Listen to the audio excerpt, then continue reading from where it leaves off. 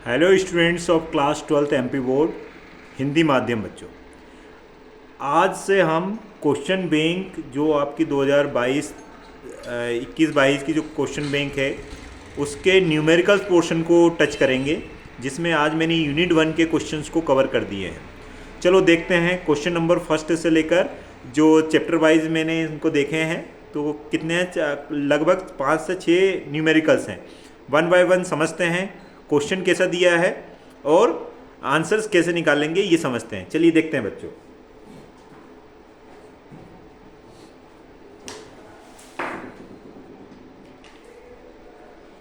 ये मेरे पास question bank की फोटोकॉपी है।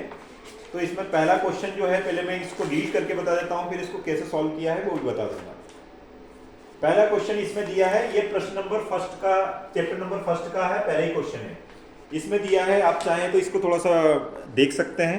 +5 माइक्रोकूलम और -5 माइक्रोकूलम के दो आवेश एक दूसरे से 1 मिलीमीटर की दूरी पर स्थित हैं। द्विध्रुव आघूर्ण की गणना कीजिए। मतलब सिंपल सी बात कहें, इसका सॉल्यूशन देखिएगा बच्चों। ये एक वैद्युत द्विध्रुव है, ये क्या है, एक वैद्युत द्विध्रुव रखा हुआ है और आपको पता है एक कोई आवेश लेना होता है तो हम ये दो आवेश दिए, एक प्लस का एक माइनस का, और दोनों के बीच की दूरी दी है वो 1 मिलीमीटर है। 1 मिलीमीटर मतलब 10⁻³ मीटर हो गई। और वैद्युत द्विध्रुव आघूर्ण का सूत्र होता है P = कोई एक आवेश × 2L। एक आवेश का मान आपको दिया है, प्लस वाला लेते हैं 5 × 10⁻⁶ और 2L टोटल दूरी दी है 10⁻³ जब इनको आपस में गुणा करेंगे तो ये 5 × 10⁻⁹ कूलम मीटर आ जाएगा। बेटा देखिए ये क्या आ जाएगा, कूलम × मीटर। आगे समझ में पहले का क्वेश्चन, पहले क्वेश्चन का आंसर आई होप समझ में आ जाएगा। दूसरा क्वेश्चन देख लेते हैं। दूसरा क्वेश्चन क्या है, 3 × 10⁻³ न्यूटन प्रति कूलम के विद्युत क्षेत्र में स्थित प्रोटॉन पर लगने वाले बल की गणना कीजिए। देखो ये एक समान विद्युत क्षेत्र दिया है, इसका मान आपको ये दिया है और इसमें कोई प्रोटॉन रखा है। प्रोटॉन का आवेश आपको पता है, प्रोटॉन पर जो आवेश होता है वो +1.6 × 10⁻⁻19 कूलम होता है। और आपको पता है जब कोई विद्युत आवेश, चाहे वो प्रोटॉन हो या इलेक्ट्रॉन हो या कोई भी आवेश होता है, अगर वो किसी विद्युत क्षेत्र में रखा होता है तो उस पर लगने वाला बल F = Q0E। Q का मान हमारे पास क्या है, E है, मतलब प्रोटॉन पर आवेश और इंटू E। प्रोटॉन पर आवेश 1.6 × 10⁻⁻19 होता है और विद्युत क्षेत्र आपको दिया है 3 × 10⁻³ न्यूटन पर कूलम। जब हम इसको सॉल्व करते हैं तो ये इतना न्यूटन बल इस पर लगता है, 4.8 × 10⁻⁻16 न्यूटन हो जाता है। तो ये दो क्वेश्चन दिए थे आपको चैप्टर फर्स्ट में से। अब नेक्स्ट क्वेश्चन में इनके नेक्स्ट चैप्टर के देखते हैं। तो चैप्टर नंबर सेकंड मतलब यूनिट नंबर 1 की ही बात चल रही है। विद्युत स्थिर विद्युत विभव एवं धारिता के क्वेश्चन दिए हैं। 3 संधारित्र C1 C2 C3 कनेक्टेड हैं, पार्श्व या हम कहें समांतर क्रम में जुड़े हुए हैं, तो उनकी कुल्य धारिता या तुल्य धारिता ज्ञात करिएगा। तो तुल्य धारिता को हम कुल धारिता भी बोलते हैं। जब समांतर क्रम में अगर संधारित्र जुड़े होते हैं तो उनकी जो धारिता है वो क्या होती है, सिंपल ऐड हो जाती है। जैसे C1 + C2 + C3, तो तीनों को जोड़ देंगे तो ये 9 पिकोफैरेड आ जाएगा बच्चों। कितना हो जाएगा, 9 पिकोफैरेड।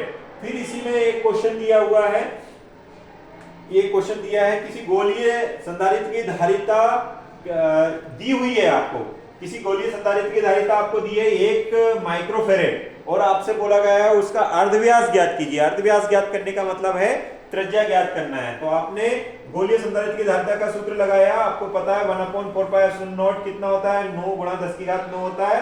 तो आप 4πε0 का मान निकालेंगे तो ये 1 में अपॉन में आ जाएगा। तो ये इसको जब आप सोल्व करते हैं, इसको इधर गुणा कर देते हैं तो ये आ जाता है लगभग 9000 मीटर। 9000 मीटर मतलब 9 किलोमीटर के लगभग त्रिज्या का या अर्धव्यास का धारिता या संधारित्र बनेगा। नेक्स्ट क्वेश्चन पढ़ते हैं बेटा। तीसरा नंबर क्वेश्चन है इसी चैप्टर का, चैप्टर नंबर सेकंड का। आपको त्रिज्या दी है, गोलीय संधारित्र की त्रिज्या दी हुई है, लगभग ये पृथ्वी की त्रिज्या दी हुई है और इसको आपने कन्वर्ट किया तो ये 64 × 10⁵ मीटर है। और गोलीय संधारित्र की भांति व्यवहार कर रही है पृथ्वी, तो हमें गोलीय संधारित्र का सूत्र लगाया और इसमें धारिता किसमें निकालनी है बेटा, माइक्रोफैरेड में निकालनी है। किसमें निकालनी है, माइक्रोफैरेड में। तो हमने सूत्र लगाया, ये अभी ऑलरेडी हमने लिख लिया था इसका मान। जब वैल्यू पुट की तो यहां तक तो आ गया था, लेकिन ये हमें ये किसमें आ रहा था, फेरेड में, लेकिन हमें इसको क्या बना था, माइक्रोफैरेड। तो माइक्रो में हमने 10⁻² से गुणा किया, 10⁻² से भाग दिया तो ये लगभग 7.1 इंटू 10 की घात -6 और ये 10 की घात -2 आ जाएगा।